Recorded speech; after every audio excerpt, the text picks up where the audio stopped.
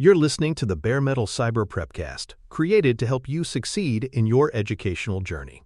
Learn more at baremetalcyber.com, where additional prepcasts, books, and training materials await. Let's get started. The HIPAA Security Rule was designed to complement the Privacy Rule by focusing specifically on safeguarding electronic protected health information, or ePHI, where the Privacy Rule defines when health information may be used or disclosed. The Security Rule emphasizes how that information must be protected when stored, transmitted, or processed electronically. Its central purpose is to ensure the confidentiality, integrity, and availability of digital health data, recognizing that modern healthcare depends heavily on electronic systems.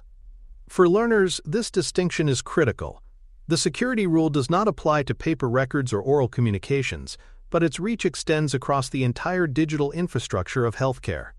It acknowledges the vulnerabilities of electronic systems and requires covered entities and business associates to adopt safeguards that are both reasonable and appropriate, based on the risks they face. A cornerstone of the Security Rule is the security management process, which requires organizations to conduct a risk analysis and implement risk management practices. Risk analysis means systematically identifying potential threats to ePHI, assessing vulnerabilities, and evaluating the likelihood and impact of adverse events. Risk management builds on this analysis by prioritizing and implementing controls to mitigate identified risks. For example, a hospital may identify the risk of unauthorized access to medical images and mitigate it through role-based access controls and encryption. For learners, the lesson is that security is not a one-size-fits-all checklist. It is a risk-driven process tailored to each organization's size, complexity, and technology environment. HIPAA also requires covered entities to assign security responsibility by designating a specific individual with overall program oversight. This role ensures accountability and provides a clear point of leadership for security matters. While the Privacy Rule requires a privacy officer, the Security Rule calls for a security officer, and in smaller organizations the same person may serve in both roles. Designated leadership helps prevent diffusion of responsibility and ensures that someone is empowered to make decisions, allocate resources, and drive compliance. For learners, this highlights how governance is as important as technology. Without clear role assignment, even the best policies may falter in implementation. Leadership establishes ownership and continuity in security practices. Workforce security is another key administrative safeguard. Covered entities must ensure that only authorized individuals have access to ePHI, and that access is supervised, adjusted, or terminated as workforce status changes. This includes onboarding procedures to grant appropriate access, supervision mechanisms to monitor use, and termination processes to promptly revoke credentials when an employee leaves. For example, failing to disable accounts after staff departures has been a common source of breaches. For learners, workforce security illustrates the human dimension of technical systems. Technology cannot protect data if access management processes are lax. Training, supervision, and prompt revocation are essential to aligning human activity with system safeguards. Information access management further refines these obligations by requiring that access to ePHI be role-based and consistent with the minimum necessary principle. Role-based access ensures that staff only see the information needed for their job duties, while the minimum necessary rule limits disclosures for non-treatment purposes. For instance, a billing clerk may need to view insurance information but not full clinical records.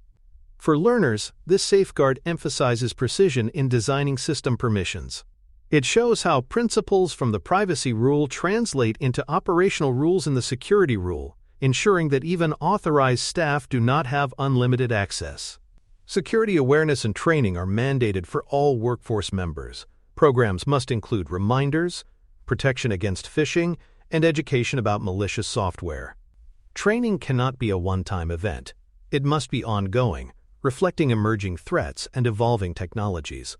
For example, staff may need refresher training when new phishing techniques become widespread, or when new tools are deployed.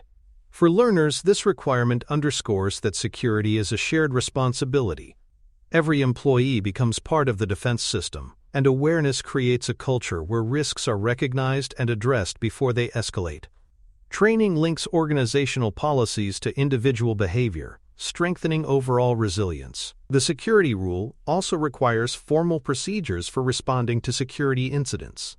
These include mechanisms for identifying, reporting, and responding to incidents, as well as post-incident review to prevent recurrence. For instance, if an unauthorized user accesses ePHI, the entity must contain the incident, investigate its scope, notify affected individuals as required, and implement changes to reduce future risk. For learners, incident procedures highlight the inevitability of security events. Compliance does not mean avoiding all breaches but having structures in place to detect, respond, and learn from them. Regulators expect organizations to treat incidents not as isolated events, but as catalysts for continuous improvement. Contingency planning is another pillar of the security rule. Covered entities must maintain a data backup plan, a disaster recovery plan, and emergency mode operation capabilities. These safeguards ensure that ePHI remains available even during system failures, cyber attacks, or natural disasters. For example, a hospital must be able to restore access to patient records after a ransomware attack to continue delivering care. For learners, contingency planning demonstrates the importance of availability alongside confidentiality and integrity. In healthcare, downtime can translate into patient harm, making resilience not just a compliance issue, but a life-critical responsibility. Evaluation is an ongoing requirement under the security rule. Covered entities must conduct periodic technical and non-technical assessments of their safeguards to ensure effectiveness.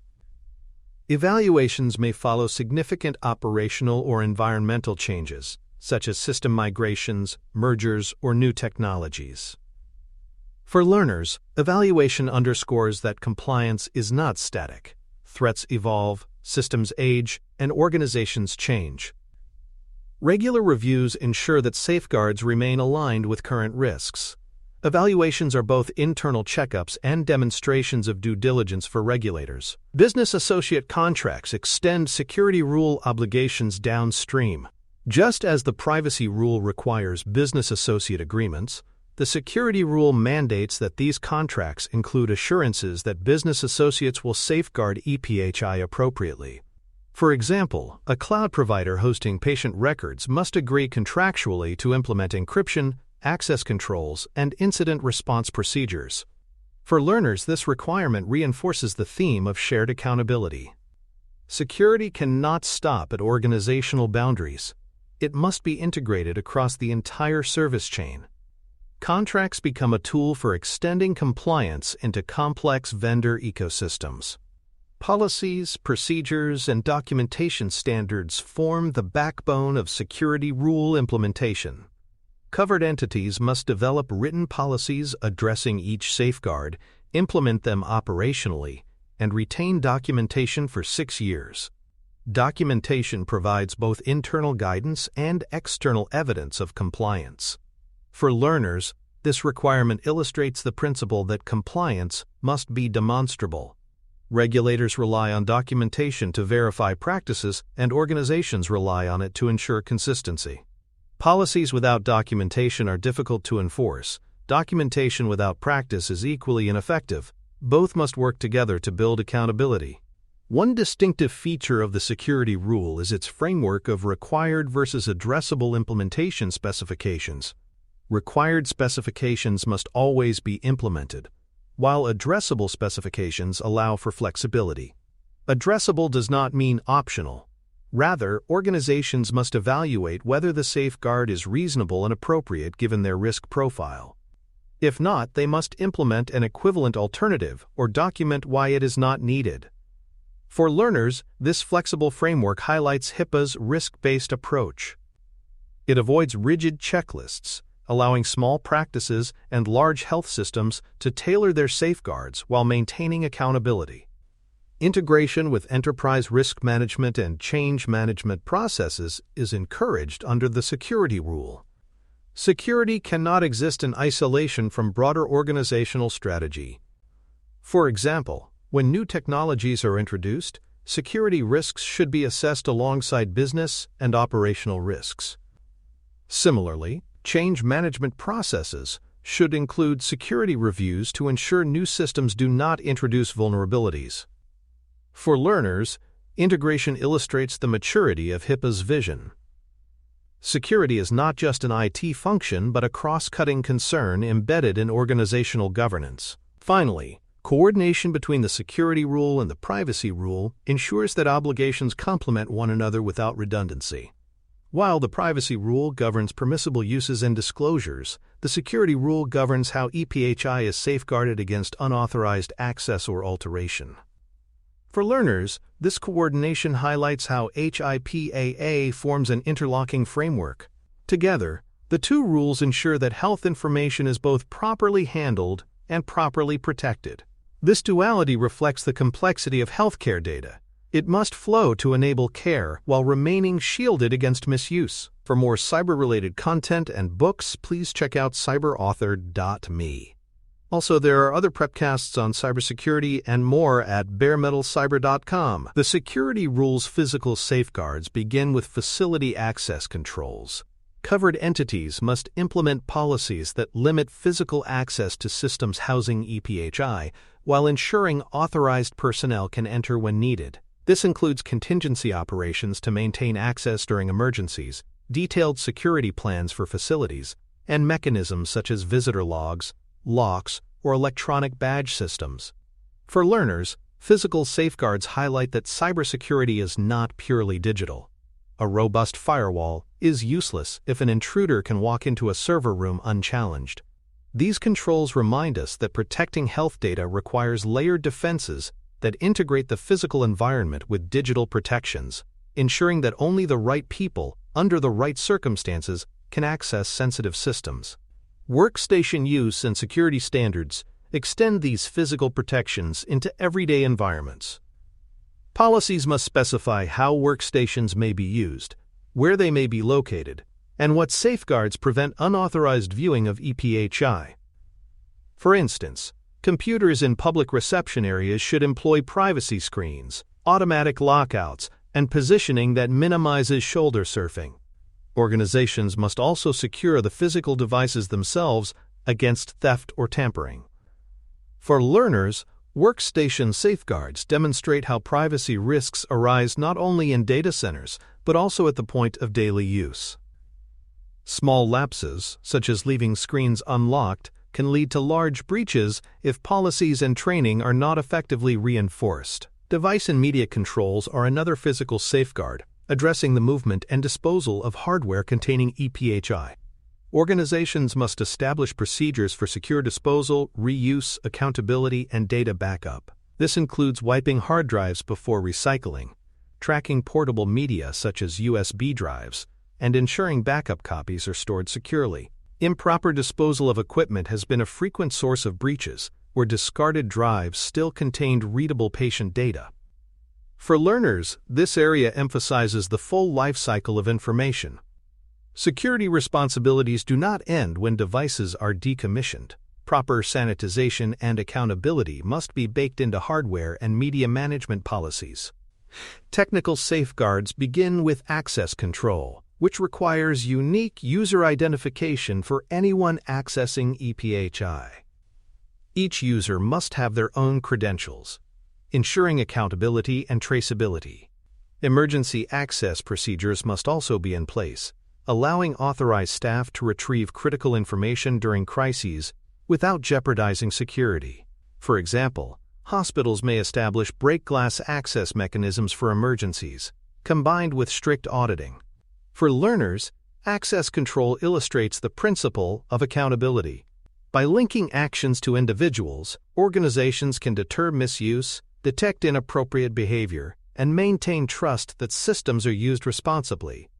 Automatic log-off and encryption considerations further strengthen access control. Automatic log-off prevents unattended workstations or sessions from remaining open, reducing exposure to unauthorized users. Encryption, while sometimes designated as addressable, is considered a best practice for protecting data both at rest and in transit. For example, encrypting laptops ensures that even if stolen, the ePHI remains unreadable without proper keys. For learners, these controls reflect the importance of defending against everyday risks.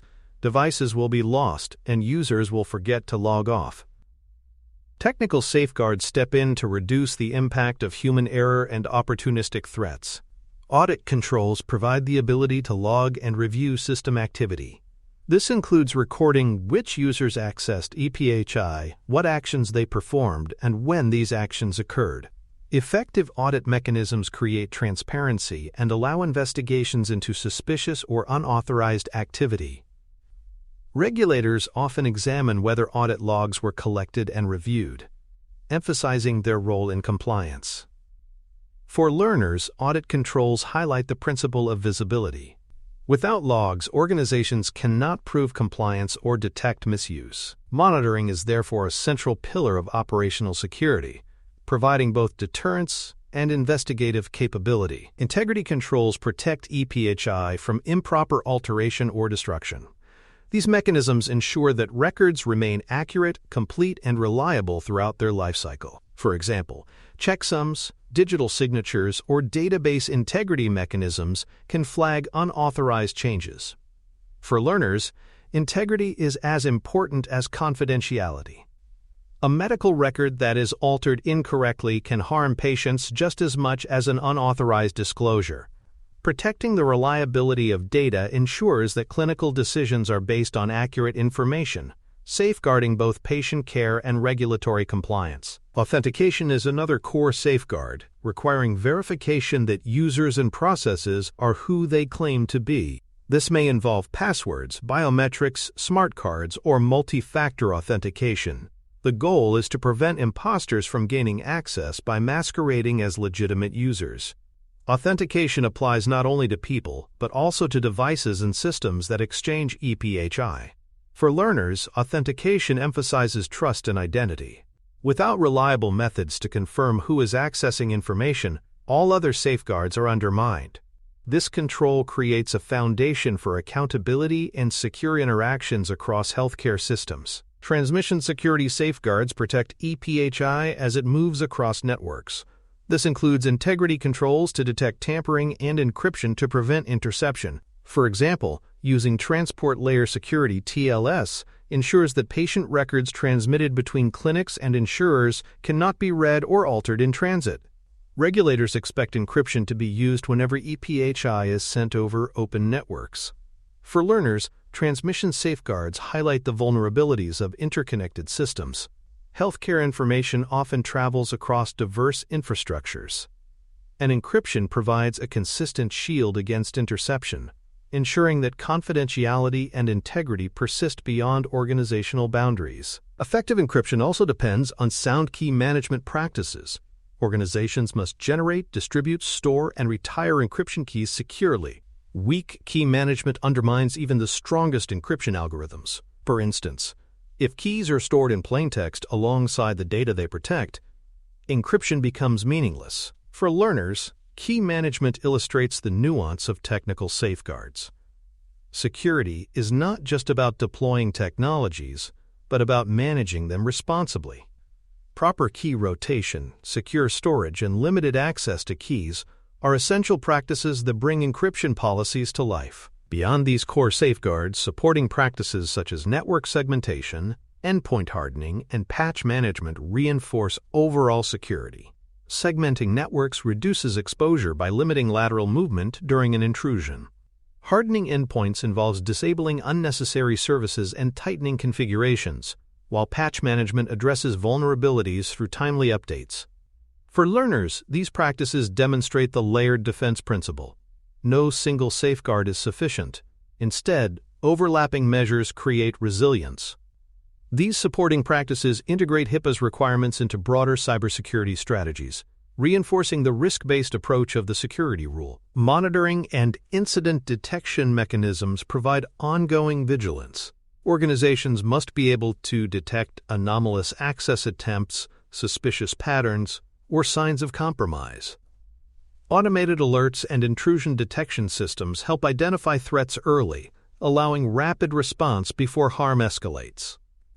For learners, monitoring illustrates the principle that security is dynamic.